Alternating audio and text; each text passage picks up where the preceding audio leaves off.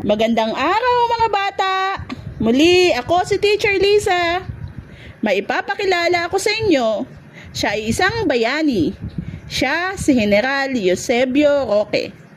Isinilang ang bayaning si General Eusebio Roque noong Agosto 14, 1865 sa Barangay Kaingin. Nakilala siya bilang Maestrong Sebio dahil sa kanyang husay sa akademya.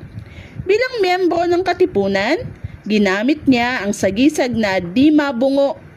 Naging tagapagtatag ng Balangay di Masalang kasama ang mga matatapang na katipunero. Pinamunuan ni Maestrong Sebio ang Republika ng Real de Cacarong de Sile at responsable sa pangangalap ng mga makabago at malalaking armas. Isa siya sa iilang nakaligtas sa labanan sa Cacarong noong Enero 1, 1897.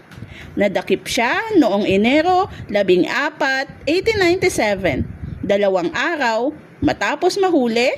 Noong Enero 16, 1897, binitay siya sa harap ng simbahan ng Bulacan. Maraming salamat!